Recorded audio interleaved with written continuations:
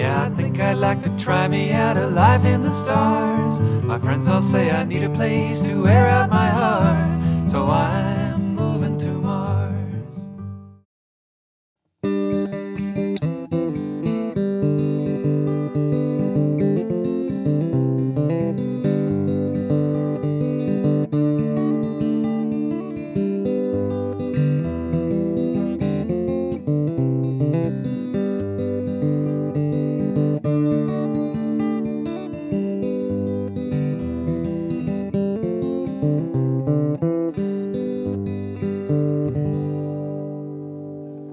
Hi, welcome to Artist Connection. This is Kevin Fagan, and today we're going to be talking about songwriting.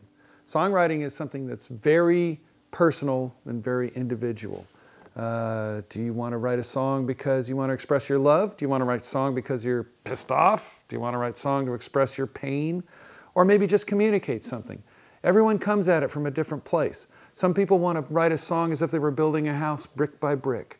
And some people just emotively burst the thing forth at 3 in the morning. All these aspects come into play when you're talking about doing this thing that is very personal. And today we're going to talk to 3 songwriters and find out how they approach what they do when they create a song. We hope you enjoy it, and we hope you get some answers at the end of this.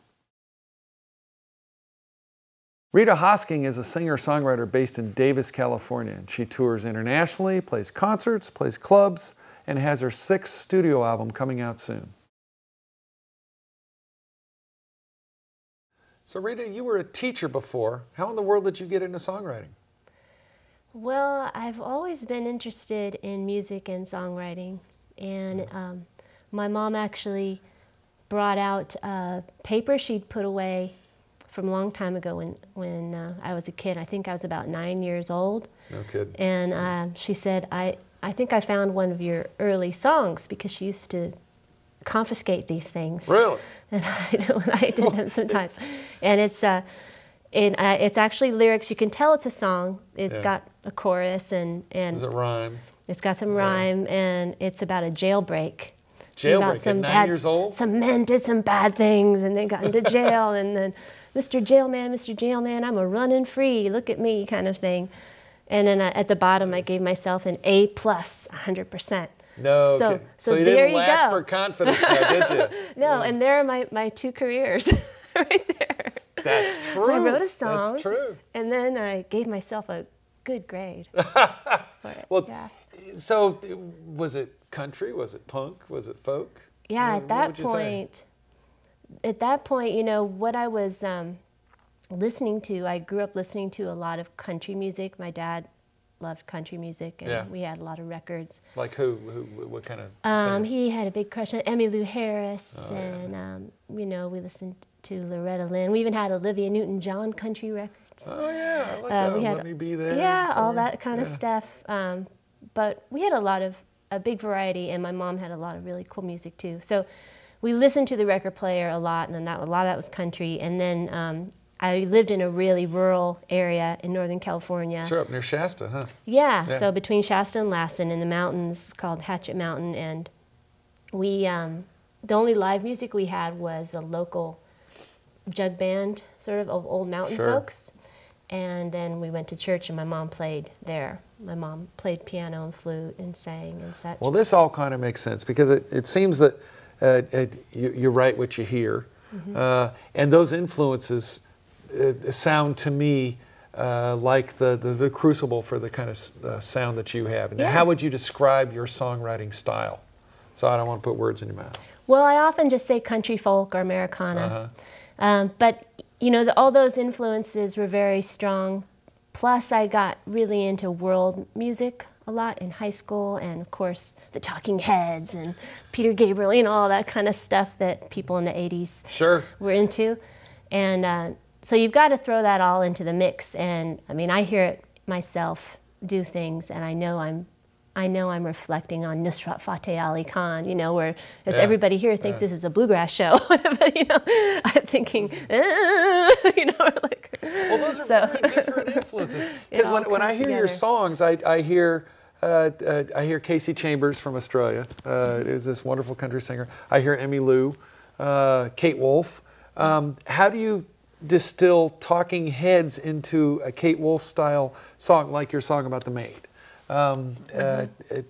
Does that at all come into play, or do you just narrow into one kind of influence or genre, if you will, as you're crafting a song like that, which is this wonderful song about from the viewpoint of a maid being somewhat oppressed and carrying out her job, and it's a very a soft acoustic sound that I loved. But how did you narrow in to produce a song like that as opposed to the other stuff that you did? You know, I think that, well, my style is based on a few different things. One of them is the influences. One of them is my limitation, what I'm able to do. Sure. And, no fancy jazz chords at the top of the neck. We're not going to, you know, swinging through jazz chords. That's not. And also, I've never really been into that kind of music anyway. But it's nice. But and then it also just has to do with my drive to get an emotion or a feeling or a message across. So I'm going to gravitate to whatever kind of canvas works best for me for that, given all those variables. And so for that song, it's funny, I was hoping to work a lot with the irony I was seeing in many situations. Like you hear Merry Maids in that song, which is a great chain. I have nothing against them, house cleaning chain, but the name has always really bugged me. Because it's not a very merry job, is it? No. Yeah. And when I was house cleaning, I didn't feel that merry. And, same here. So, you know, I am a merry maid. I put the smile upon my face. I just wanted everybody to really hear those words. And all the words in that song seemed very important to me. And so I wanted a quieter sound. I wanted a light, quiet, finger-picky sound. I wanted plenty of space to hold my notes. And the literary device of the oppositional imagery, like the clown thing. You know, happy but sad. Yeah. Why does that work to put that forth? Does it make people think a little deeper when you put forth something that's different, that's not just straight ahead? Yeah. Well, one of the powers of that song is when I perform it, and it's not something I anticipated or thought about beforehand. It was a pleasant surprise. When I perform it, people laugh because I kind of make a joke in the beginning. You know, I put the smile upon my face as I happily scrub your toilet. I do enjoy it. Right. You know, people start laughing, and I make a face to kind of help that along. And then they start to hear more and more, and they laugh a little, or they're not sure if they should laugh, and then they realize, oh, she's making a point. Yeah. And but they've bought into the song. They're there. They're listening. They're right there with me, and then they feel the transformation of, wow, she's actually serious. It's almost like a marketing trick. You're getting them in the door and then you're giving them the goods, right? And it, so I think it works well in that way. Yeah. You talked about the canvases. How many canvases do you have? Are there maybe 6 different songwriting structures that you can go at? You know, verse, chorus, chorus, verse, or just one continuous flow. How many different boxes do you have to build in? You know, I've been working on expanding that. Yeah. And because the more and more you write, the more you think, okay, well, I don't want to do the same thing over again, so I'm going to do this one differently. And I mean, that could lead you down 2 different roads, making something that's unique and really interesting and people like, or it could make something that's completely oddball and is not going to jive with what people are wanting to hear. Yeah, your music. I find your music really accessible, and when it has that wonderful quality. When you hear it, you feel almost like you've heard it before to some extent, as opposed to some really obscure stuff that tries to be experimental and can be interesting. But how experimental do you want to get? Yeah, well, I think I love folk music, and I love these beautiful, simple songs with which I've tried to write many of them. Yeah. And I love more complicated, like Talking Heads, Brian Eno, David, you know, like all that stuff I grew up with. So I often, and you can hear it in some of my early records too, I try to walk the border a little bit. I try to make the songs less predictable. I try to make the topics less commonplace. And because I want it to be interesting to me too. Well, this latest project you have about the hero journey, I thought was really, it was an interesting concept for an entire album. Isn't it 12 songs that kind of go on the same journey, if you will? Right. So this is my 6th studio album, and I really wanted to just, every time now I'm thinking, what can I do different? So I said, I'll do a concept album. And I was drawing one day. I like to draw sometimes, and it's kind of a therapeutic thing, and I was just drawing, and I thought, wow, that would make a cool album cover. And then I thought, well, what would that album be about? And then I realized, oh, it could be about a hero's journey, because it was a cyclical kind of drawing in a circle with these transformations going on. It's interesting. And it's like the same things that fire up the imagery that you put on a paper also help inspire songwriting, writing, the lyrics, the music. Is it all one kind of ball for you, especially in this project? This project definitely, and that's why I've really enjoyed working on it, because I've been able to really bring in many different sides of myself. So it starts with the drawing, and then I think, oh, it's a hero's journey. Where did I get that? Oh, I went to college. I studied Joseph Campbell. That's right. I have a religious studies degree. I should use that. Sure. So I'm thinking about it, and I think, oh, well, what if I had a hero? What would their challenge be? Oh, it could be Wediko, which is a Cree word for this soul sickness or this monster that is very cannibalistic and greedy, and you see that in a lot of native northern tribal folklore and so on. And I studied a lot of that in college and knew something about it. And so I thought, well, there we go. I can bring in all these different sides of myself too, because these are things I've thought about and I enjoy reading about, and I wrote tons of essays about, and pursued. And why don't I just like bring them into real life for me somehow, which is putting them into song. And to me, they all relate to real life in very evident ways.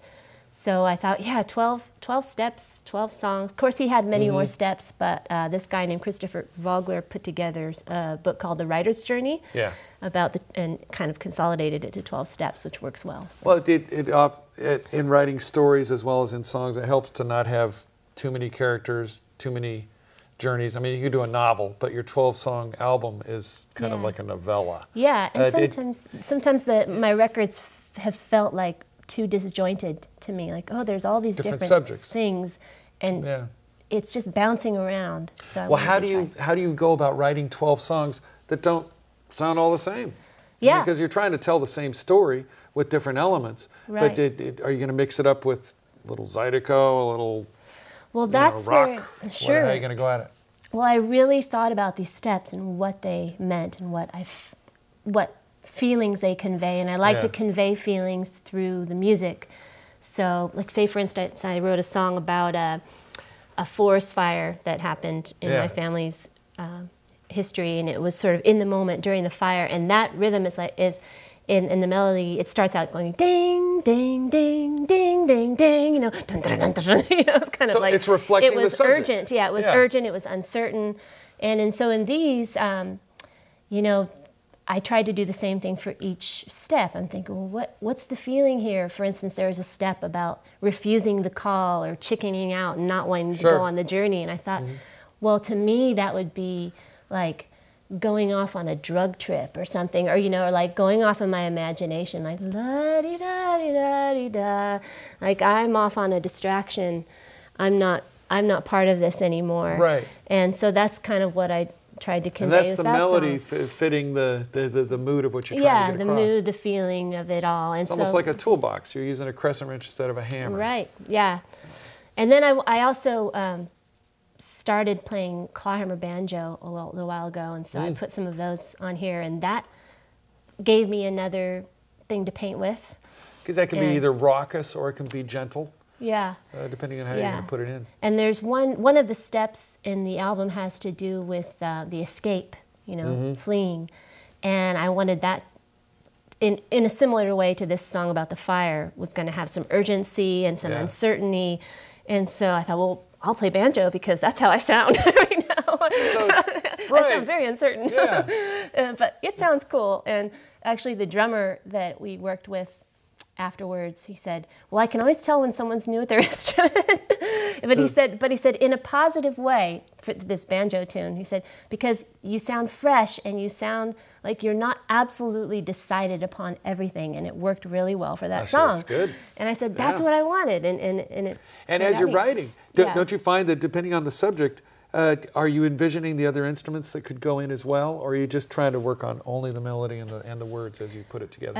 I'm thinking more about what I'm doing, but I perform usually, at least with my husband, and he plays dobro and banjo, so I'm usually have something like that in my head, and a bass player, Bill Dakin, often plays with us. So I often think of that, but more typically, I try to write songs more and more lately that I can do by myself and hold it, and it'll hold water. And then you can layer in if you need to. Yeah, and that's become more and more important to me because I realize my better songs are ones that I can pull off by myself. Well, you do a lovely job by yourself. It's true. And now I think we're going to have a song by you. Okay, great. Rita Hosking's song is called A Better Day, and it's the first step in a 12-step hero's journey as written by Joseph Campbell. It's off her upcoming album. Call it my heart, call it my hell, call it a story I gotta tell. Call it too soon, call it too late. I'm just searching for a better day. Just come on in. Doors always open, the places I've been, people used to broken, running on rails, rails made of steel, working as hard as I feel. And oh, some drive through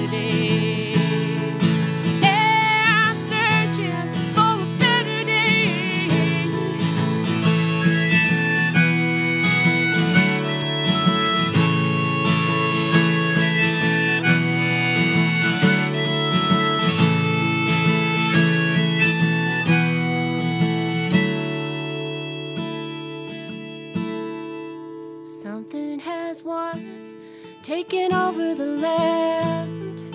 Something so strong, I can't touch it with my hand.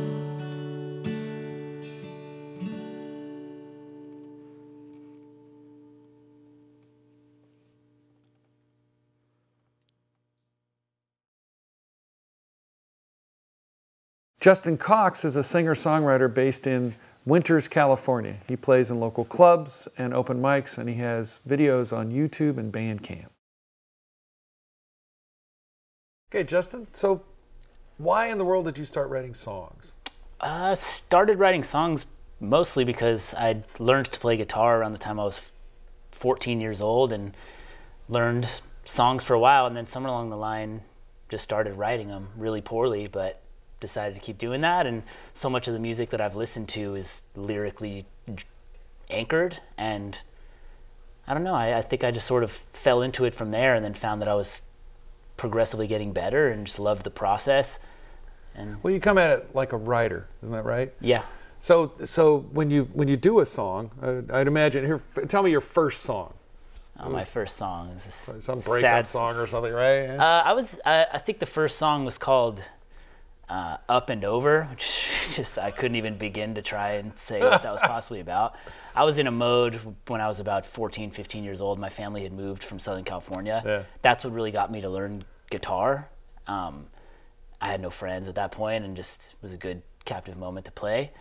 But at that point, once I started writing them, I would fill notebooks. I'd write one every single day, and it just was a factory for horrible songs. Now what comes first, the music or the lyrics? For me, if it's lyrics, it's one or two lyrics that then end up somewhere. So, but it's, as far as it becoming a song, it's always the chords and music. Yeah, because there are a couple of different ways people seem to want to write songs. One is to craft it up like a house. The other one is just to kind of blurp it out all at once emotionally. Yeah. Now, as a writer, you probably do some crafting on it. How do you approach writing a song, and what kind of genres do you like? Yeah, I mean, I've had the times where a song just sort of came out quickly, but very few. Usually it is crafted and slowly put together. As far as just having a specific process for that, I don't. It's sort of right when something comes to me, and if I can catch a groove on that, then I'll end up writing for an hour and a half and feeling a song come together. And then sometimes it doesn't do that, or you think it does that, and then when you hear it the next day, you hate it and abandon it. And sure. Now, a lot of people say if you're starting a song, you better finish it right away, even if it's really bad lyrics, like Paul McCartney with "Scrambled Eggs That Became Yesterday." You know, but you got to get you got to get the bones of it down, and then you can work on the words later. I know, I'm horrible at that. I remember reading an interview with the musician Beck 5-10 years ago, and he said every song he starts he finishes, and he ends up with 150 songs and 14 make it on the record, but he feels he needs to get them out of his system, and I'll obsess over you obsess over little bits of the song, and I can't finish. Get it right? I'll just feel like, why am I doing this if I already am actively knowing that I don't like it?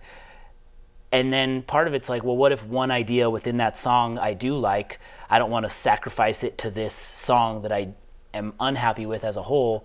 I'd rather take it and use it for something else, but it's really a personality thing. I really wish I could just write them and then see how I felt after, but so often I second guess them. Can you take pieces and graft them into other songs? Kind of like McCartney and Lennon with "A Day in the Life," for instance. You know, little bits of unfinished songs, and you stitch them together. I've definitely done that. And you end up, I think sometimes you end up in a spot where you have to, like if someone were to say, "So what's that about?"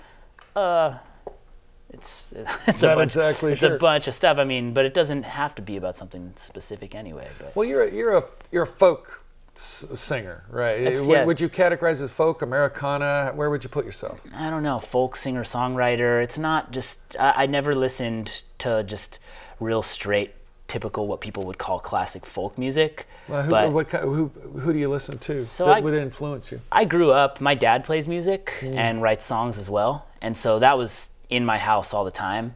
And the music, not only music he was playing, but the music he was listening to, which was a lot of Jackson Browne and all this sort of 70s singer-songwriters and 70s era Rolling Stones and all that stuff. And so my dad would have people over there playing music, and I kind of couldn't even differentiate between what were his own original songs and what were popular songs from the Tom Petty songs and stuff like that. And so I just grew up around that. And because you write, it's kind of like you write like what you read, and you write songs that resemble the stuff you listen to. Yeah. So for instance, for Jackson Browne, you do like Jackson Browne quite a bit. He's a very specialized craftsman with his words, as opposed to someone like, I don't know, Elton John is also a great songwriter, but his lyrics aren't quite as obscure, intense. I don't know how you. I think intense is probably a good one, like personal and something about Jackson Browne. Jackson Browne grabbed me. I think I took Running on Empty sometime in high school and listened to that album and just got super attached to it. And from there, it came. His first 5 albums are pretty much perfect. Oh, yeah. And he's just something. I feel like he's doing something pretty straightforward. It's like almost catchy pop music, but then it's not like a sort of, whereas like Neil Young and Bob Dylan are like unrefined but great songwriters, but they're called songwriters because they're so unrefined. Jackson Browne, I think, is just writing music pretty straight down the middle, but just doing it beautifully. He's really contemplative. Like, how much of your songwriting and how much do you value is super contemplative, and how much is just, a happy song? It's pretty much never a happy song. I've had conversations with friends. It's real. I'd say contemplative is not a word I've ever used, but I'd say a lot of it really is that. I've had this problem where, because I have a lyric in a song that I wrote. Let's see if I can think of it right now. Every song that I write is sad. I magnify things that make me mad, but it's not representative of the life I have, which is true, because my life's good. I got a wife and a baby, and it's good. But for some reason, when I start to write that into song, when I hear it the next day, it sounds like I'm trying to think of a real fluffy, bad band or something that I don't like and wouldn't want to hear. Like Sugar, Sugar by the Archies. There you go. Or a commercial. Like and I just feel, I think a lot of it's because of the music I grew up on. Beyond that Jackson Browne stuff and things that I was hearing with my dad, I was growing up listening to punk music with my friends and Nirvana and all that stuff. And that probably shaped me in some way that says I don't write. Well, that's a really, really different genre. When you think about the kinds of things that you write a song about, there's like loss, there's love. I guess love songs are probably the most common ones that you hear on the radio, especially getting pissed off. What things motivate you to write more? Feeling sad, the kid crying. What triggers your muse? I mean, ins and outs of relationship stuff was a lot of what I wrote about for a period of time. I probably can fault my wife. I'm with a really, really good person and really stable there. So what I find that I'm not writing specifically about that stuff. And someone that I really love is Paul Simon. And what Paul Simon does is, if you listen to those songs, a lot of those songs don't even feel like they're about him at all. They're just observations of the world. No, he's another poet like Jackson Browne, as opposed to banging out a song. Do you think that, would you describe yourself as someone who assembles something very carefully, or do you like to let the words flow and have fun with them? I'd say I like to let them flow and have fun, but the larger process I'm pretty careful about and slow with. But usually what I'll do is I'll find whatever progression or whatever I'm doing, play it, and just sing nonsense over it for minutes. And then something comes. So that's sort of that's the moment. How do you hook into an idea that finally tells you, oh, I know where this song is going? How do you find that spot when you're writing a song? I don't know. I think I find it in individual moments, and then maybe you can feel yourself sort of opening up and getting momentum, and like, oh, this song is going where it should be going. So it's emotional, but how much of it is intellectual? That part of the process probably becomes pretty intellectual. I have some memories of writing songs from fully emotional places, but do think I get pretty intellectual at that point. I'm piecing a thing together. And Sure. How often do you think a song that you produce is something that you need to get out of yourself, as opposed to something that you start and you think, I think I'd like to communicate this to the world? I mean, how much is the emotive as opposed to the communicative? I don't know. I think it's mostly communicative at this point, but Yeah. I've had times where I feel like I need to get something out of me, but I think a lot of it is not from like the way I'm feeling emotionally, but coming from the perspective of a person who likes to write and tell stories and release creatively, you know? So folk music and country music often get kind of lumped as being similar. What do you see? It sounded like you were listening to a combination of that with some rock from your dad when you were younger. How would you differentiate? What makes a good country song as opposed to a good folk song when you're writing something? I think I'm not sure. I mean, a country song probably kicks into a little more of a hook and a chorus and a repeating chorus and stuff, but Some storytelling kind of stuff, but it's a different storytelling than a folk song. yeah. What would differentiate that as you're approaching it? I don't know. I think that because I didn't, like, in the same way that I didn't listen to pure old school folk music, I also didn't grow up listening to very pure country, but I listened to like Let It Bleed, Rolling Stones album, which has plenty of country on it, but so I think I exist in that middle space anyway, and so even describing what genre I play, which everyone probably says, but it's hard to say. I feel like if I said I played folk music and then play you a song a little bit, some people would be like, that's not folk music. But maybe, I don't know. Yeah, how important is it to be categorized? It's not important to me, unless you like got to put the songs online and like pick 3 genres to like put. Sure. Now, how long would it take you? Say, if someone said, write a song, you have an hour, kind of like writing a news story. Would you be able to bang something up in an hour? I would, yeah. Actually, I've found that like working in those kind of confines sometimes sets you free. I remember someone knitted me a beanie when I was living abroad in Spain, and I said, all right, well, you give me this beanie. It was really cold. Yeah. I'll write you a song. And so I had to write a song about the beanie, and I loved that song. It was great. And I mean, I was limited in what I had to do, and it was set free by the fact that it was about a beanie. Makes you think quick. And then do you find that you go to tricks? Like there's the chorus and then 2 verses, then the chorus, or there's just the one continuously repeated chorus. Do you find formulas help when you're trying to put together something to express yourself? It depends. I'm bad at finding choruses. A lot of people will have a chorus first and think, all right, I have my chorus. Is that your hook? A good friend of mine who I play music with, he'll come up with this chorus that's great, and then he just has to flesh out a story behind it. I'm much more starting with a set of lyrics and verses, and a lot of times I'll write 4 verses before I even know what the chorus is. Yeah. Why is that? I don't know. I think there's something about there's some gravity to the fact that this is going to be repeated multiple times or something, and well, it's the keynote of the song. Yeah. Isn't it? It's the summation. It's the 3rd paragraph of the story. Yeah. It says, this is why you're listening to my song. And it's almost like you could do the whole song with the chorus. And how do you avoid making the whole song just the chorus and then filling out the rest with fluff? I wish I had that issue. The chorus comes late so often. And I think, a lot of times it's sort of a simplified or lifted version of whatever you're playing, even in the verses. And a lot of times I've written songs that the chorus just loops, or the chorus is different each time it comes. It's the same progression, but the words. It's interesting why you would choose to do that. It depends on the song itself. Yeah. Why you would change the chorus as opposed to making it the same way all the way through. Yeah.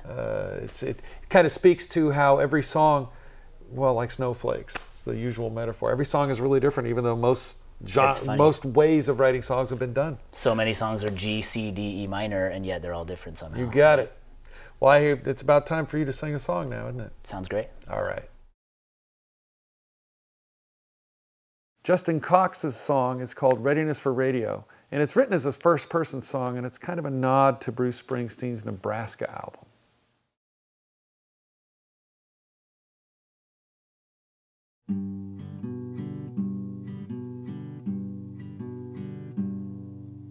This is not about the quality or a readiness for radio. It's a human and a microphone, all else gets trimmed away. Except maybe occasionally some overdubs and harmonies, but never more than one of each, they will not get in the way. And so burn it to the ground, all the cities and the towns, every single wandering soul will soon be found. And I don't know it all today, but I'm not broken all the way. I am an open book, burning letters into pages.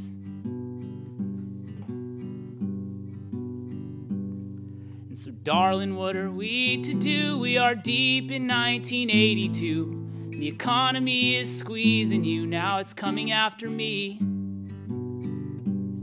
And I'm buried in this basement, I'm assembling these demo tapes. The struggle of the human race I'm pulling into place. And all I did was do just what I was born to do. I recited my rendition of the blues. 'Cause all that people need is just one reason to believe. For every hard-earned day, this will be.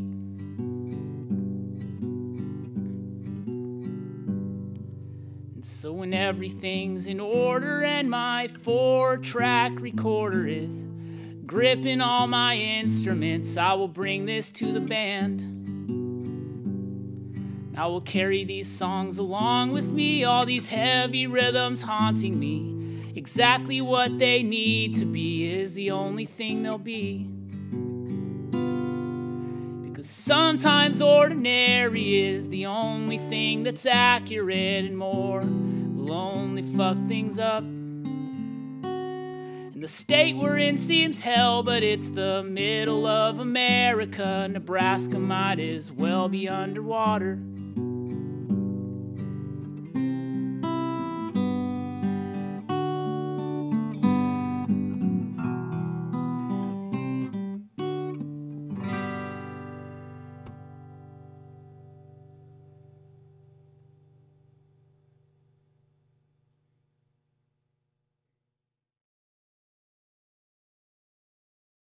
Lonewulff is a singer-songwriter based in Benicia, California. He plays local clubs, open mics, and he's produced 3 albums.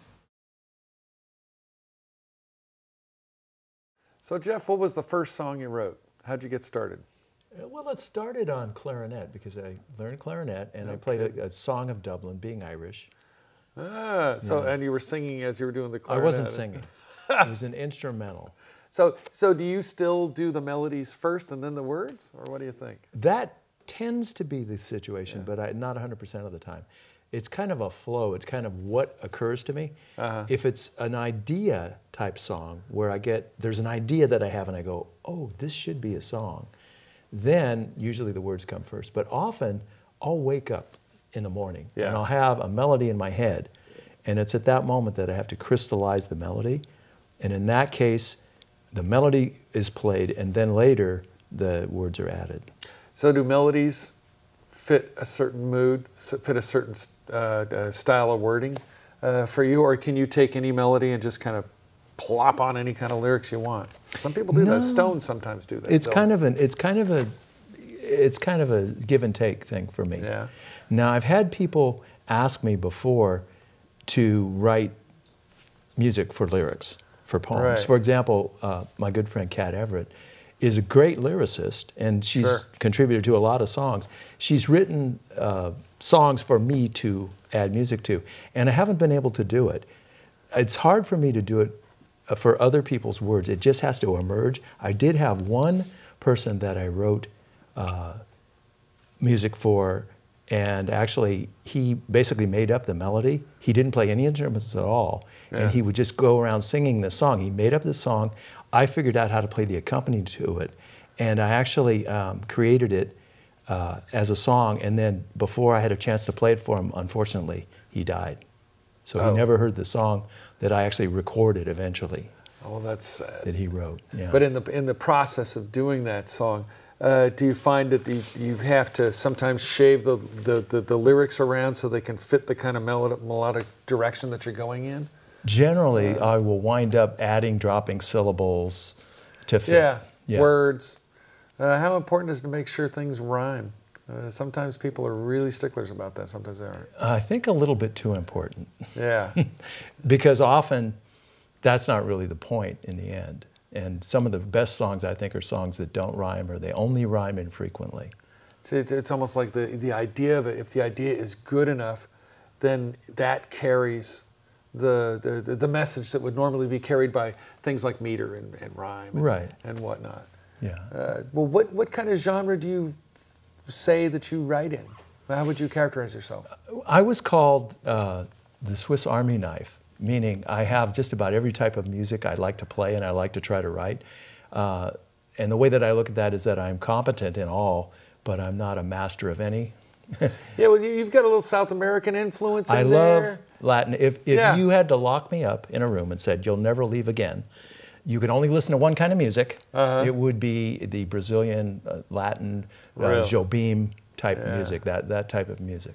Now, the lyrics that you do, where do you draw your inspiration? What births a song for you?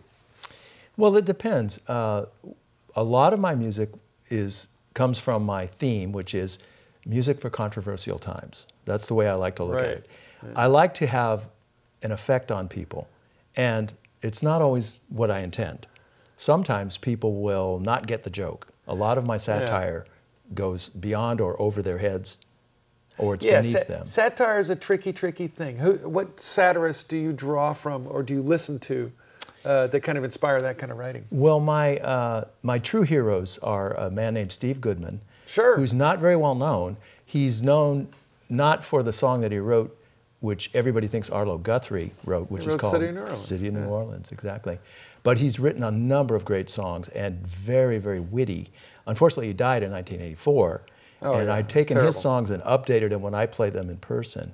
And that's a form of songwriting, I suppose. And the thing about his satire that I love too is he has really fun wordplay in it. Oh, absolutely. And as a teacher, you do words. Oh, yeah. And so how important is it to do clever wordplay? Because you can get too clever. It's like writing prose. You can do too purple. You can be too much in love with the sound of your own words. How do you when you're going to do a satire? Do you want to be funny, straight out, or do you want to really get a message across?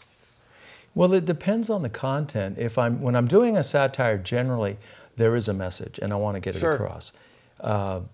Another writer that I really admire is Loudon Wainwright III. Oh, I love that guy. And it's hard to mimic his stuff because he talks so much about just everyday life. Sometimes it has a lot of pathos. Other times it's just hilariously funny. Absolutely. Outrageously funny. And he's kind of a straight-ahead satirist. Yeah. Where you're listening to it and you're kind of laughing, but he's really got a heavy point that he's making all the way through. As opposed to something like Neil Young. I'm thinking of Keep on Rockin' in the Free World. That was somewhat satirical because you have to think about what the heck he was getting at in it. Do you want to be obtuse or do you want to be straight up like Loudon? I have trouble being obtuse. I think it's hard to be subtle and still get the point across. That's when you have to kind of hammer people over the head sometimes, and sometimes they don't like it. I've had people criticize some of my music before, and also as a performer yourself, you have to be sensitive to the venue and your audience. Oh, sure. Some songs you do not sing in some places. Right. And feeling that process out is always interesting. Yeah.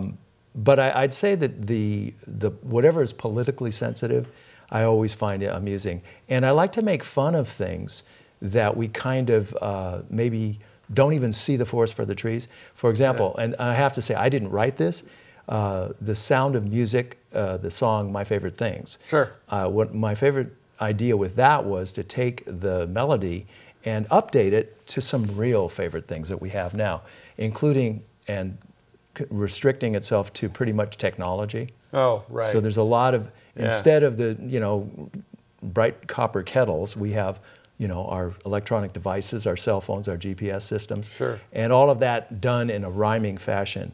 So I've taken that, and knowing that sooner or later those will all be outmoded, they'll all be obsolete. But at the same time, and I know that's a rewrite of an older song, which is a fun challenge all in itself. with severe apologies to Rodgers and Hammerstein, of course. I'm sure they don't mind. One song I really like by you is the one about Flo, the woman in the progressive, and that's got a little bit of an edge and message to it, too. That's one that I was told not to play in one of the venues because the person that was hosting it knew the song and said, that's a little bit too rough. What would they object to in it? There were a couple of statements in there that probably no one would get, except for people, I don't know, there's one somewhat sexual references in it. Because to me, Flo is, truthfully, I don't get her appeal. Yeah. She's not a sex object. And yet, it's a goofy commercial. It is. And yet they've taken her to the extreme of celebrity at this point. She's probably one of the most recognizable icons in American pop culture. Huge. Yeah, commercials do that. It's like the Where the Beef woman back in the 80s and so forth. Well, when you're writing a song, would you rather do a satire or would you rather do a love song? Because I know you do contemplative songs too. About the challenges in life. I like to vary them. The way I like to do it is, I hate to say there's a formula, but I like to write a sentimental song, and then I like to write a funny song. And I also, every now and then, like to throw in an instrumental. It'll be a song that'll have a melody that I really like, and I'll work on, develop the melody, and I might even in the beginning have words for it, but then in the end, I decide, no, this is perfect the way it is without words. Words would only make it more trivial in some cases. Doesn't happen very often, but how do you decide that? What determines that emotionally? I think if it's really, really beautiful melody, it doesn't really need any further definition. That's interesting. Yeah. Now the kinds of how many types of subjects do you think songs get written about? Because I was thinking about the loss, love, social commentary, just being pissed off at things. How many of those would you say a songwriter needs to address to be effective, or can you just do one or two and get the job done? Oh, there's an unlimited amount of territory there that you can cover. For me, I think things that come out of my life every day, I like to do things like sayings that people have. Being an English teacher, idiomatic expressions, where do they come from and how do we use them in our lives? That to me is always intriguing. Loudon and Tom Lehrer make a lot out of that. Sure, yeah. Don't they? Yeah. They can be clever songs. Yeah. But you want to have a hook. I've noticed you always have a hook in your stories, in your songs as well. Is the hook more important than the message? Or the message more important? If the hook comes first, and then the task is to make the song fit the hook. For example, there's a song that I wrote about where I compare baseball to romance. And the sing-along part for the audience is strike one, strike two, strike three. And of course, strike three is you're out of here. Sure. And I compare the game of baseball to the game of romance and how you can be deceived, how you have to sacrifice, and so on. Those type of metaphors that I'm able to take from the game and put them onto a different situation. That's interesting. That's using a writer's technique for a song as opposed to a lot of your typical pop songs that you'll hear on the radio. Yeah, I decided a long time ago I like covering Moon, June, croon, tune. Sure. Okay? Yeah. But when it comes to writing it, I'm not satisfied. I have to make them somewhat complex. And some of that comes from my real commitment to the guitar as an instrument. Yeah. I really feel that, for me, the guitar has to be involved to a larger degree than just sitting strumming.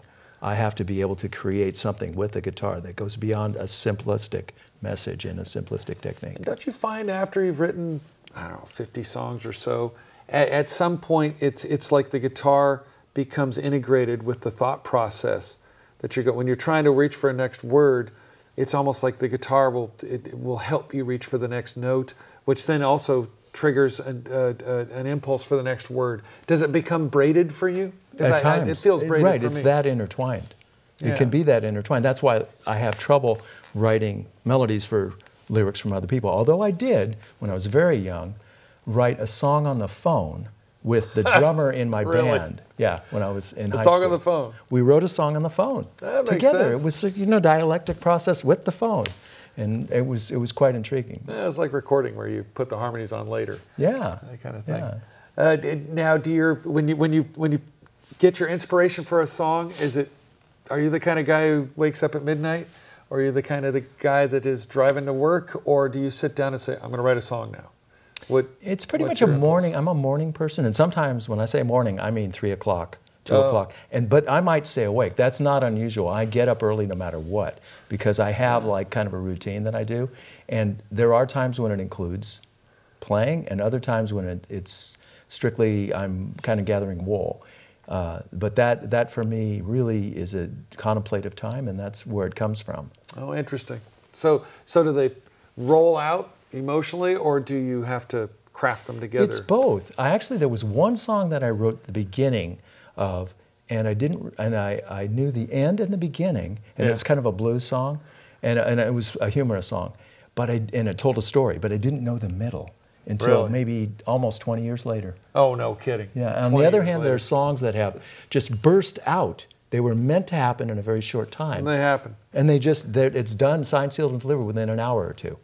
Now, why would that be?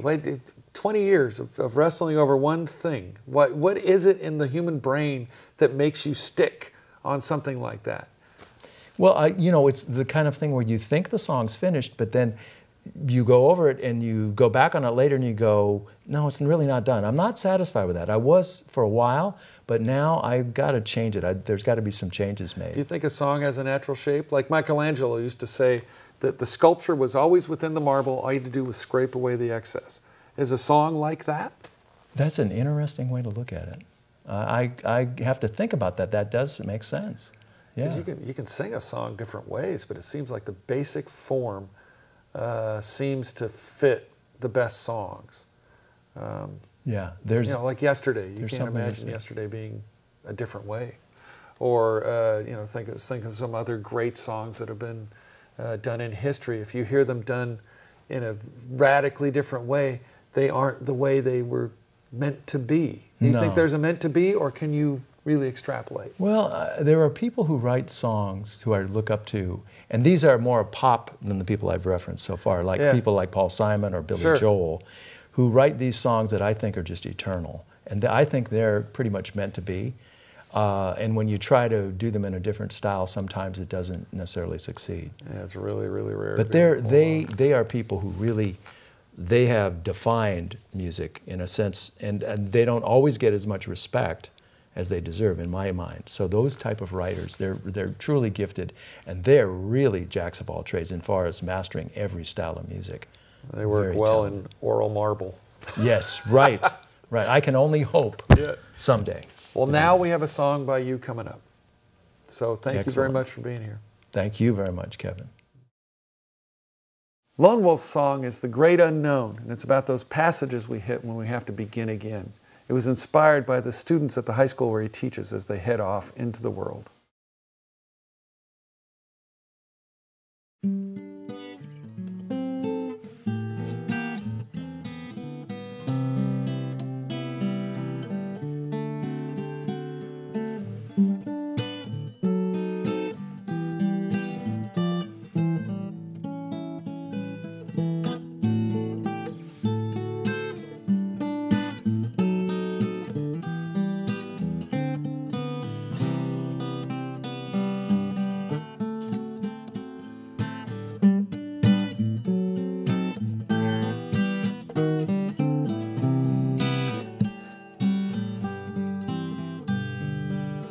The door is locked, it's pouring down. This place you once called home.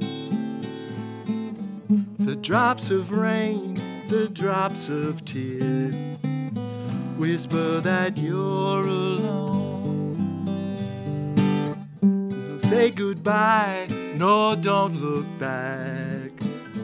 You're really on your own.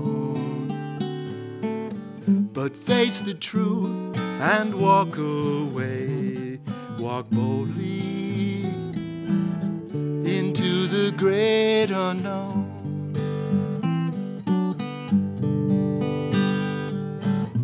All you knew is gone now. No shelter from this storm. But out of doubt and darkness, a brand new day is born.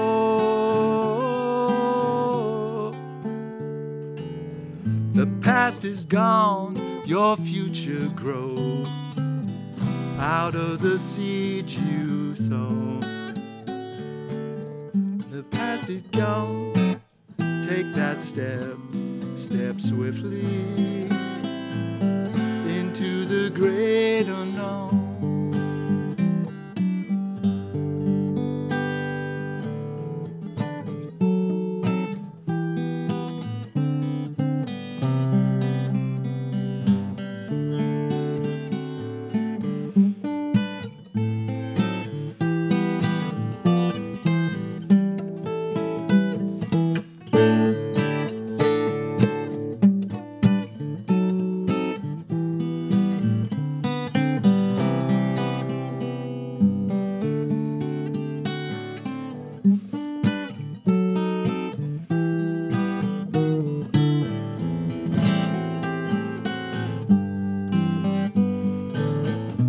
Road ahead is winding. There's pleasure and there's pain. Sometimes the light is blinding, but you'll see just the same.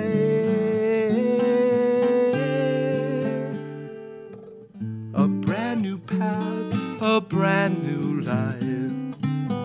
The journey is your own.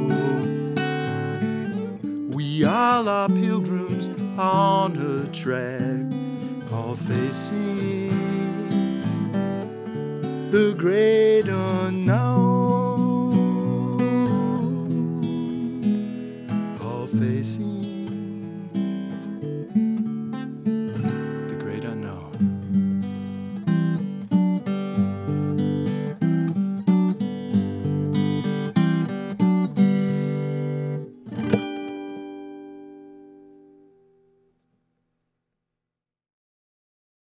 So what did we find out here? I think we found three very different songwriters coming at it from very different impulses. I think Rita is coming at it from a performance standpoint. She's a performer and she laces that into her songwriting. She tells stories, she tries to get across some very pointed emotion. Justin, I think he kind of blurps out what's inside him. And they're very emotional songs, all very personal to himself. Lonewulff, I think he's trying to communicate as if he were talking to his students. He's an English teacher. He has a message to say. And these things, the messages, the communicating, the emotions, you'll find those across all kinds of songwriting genres and different songwriters. And today we got a little bit of a window into three different creators who come at it in different ways, of course, but the end is always the same. It's creating art. It's oral, it's written, it's visual. It all comes into the same kind of cauldron and creates this thing called songwriting, which is art. And I hope you enjoyed the show. We'll see you next time.